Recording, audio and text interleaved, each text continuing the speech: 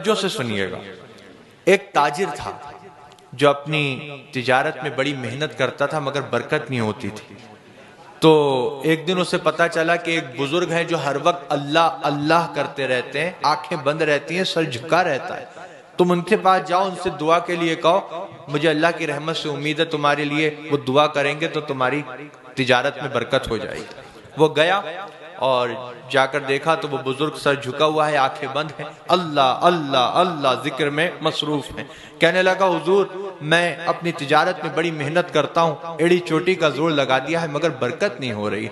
تو وہ بزرگ انہوں نے سر اوپر اٹھایا، آنکھیں کھولیں اور ایک جملہ فرمایا پورا تولا کرو۔ کیا فرمایا؟ پورا تولا کرو۔ اب وہ سمجھ گیا کہ یہ کوئی اللہ کے مقبول بندے ہیں، کیونکہ میں نے نہیں بتایا تھا کہ میں پورا نہیں تولتا، خود ہی سمجھ گیا، وہ خود ہی کہہ دیا۔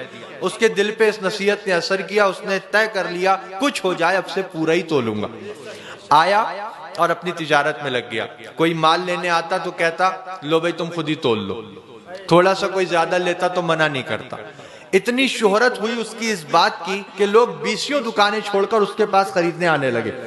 وہ تاجر ایسا ہے کبھی کم نہیں دیتا، ارے یہاں تک کہہ دیتا ہے خود تول لو، تھوڑا سا زیادہ لے لیں تو منع بھی نہیں کرتا۔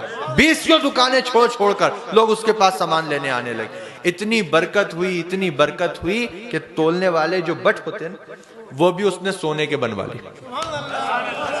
اب وہ لے کر گیا ان بزرگ کی بارگاہ میں۔ وہ بزرگ ویسے ہی ذکر میں مشغول ہیں، سر جھکا ہے، آنکھیں بند ہیں۔ کہنے لگا حضور آپ کی نصیحت نے تو بڑا کام کیا، 20 دکانیں لوگ چھوڑ دیتے ہیں، میرے ہی پاس سامان لینے آتے ہیں، اور دیکھیے اتنا برکت ہوئی ہے کہ یہ جو تولنے کے جو یہ ہوتے ہیں میں نے ان کو بھی سونے کا بنوا لیا۔ اب بزرگ نے جب سنا تو سر اوپر اٹھایا، آنکھیں کھولیں اور ایک جملہ فرمایا ان کو ندی میں پھینک دو، ان کو ندی میں پھینک۔ سونے کے تھے لیکن وہ جانتا تھا ملے انہی کی نصیحت سے، تو گیا ندی کے کنارے، آنکھیں بند کی اور پھینک دی۔ دیکھو یہ وفاداری ہوتی ہے۔ اب وہ گیا پھر اپنے کام پر لگ گیا۔ اب چند دن کے بعد ندی کے کنارے سے ایک قافلہ گزر رہا تھا جو اسی کے پاس سامان لینے آ رہا تھا۔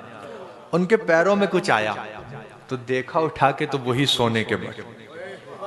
تو کہنے لگے کہ اس علاقے میں تو یہ سرمایہ اسی کے پاس ہے جس سے ہم سامان لیتے ہیں، یہاں کیسے آ گیا؟ چلو بہت اچھا آدمی ہے، دے دیتے۔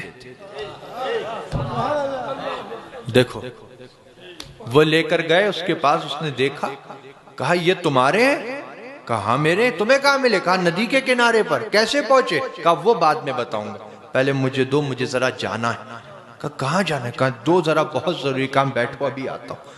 گیا لے کر بزرگ کی بارگاہ، کہا حضور کوئی سی قسم لے لیجئے، کیسی ہی بات کہلوا لیجئے، میں سچ کہہ رہا ہوں، آپ نے حکم دیا تھا ندی کنارے پھینک دو، پھینکنے کا دل تو نہیں تھا، آنکھیں بند کی دل پہ پتھر رکھ کے پھینک آیا تھا، مگر ندی کے کنارے سے ایک قافلہ گزر رہا تھا جو مجھ سے ہی سامان لینے آ رہا تھا، ان کے پیروں میں آ گئے ہیں، وہ لے کر آئے۔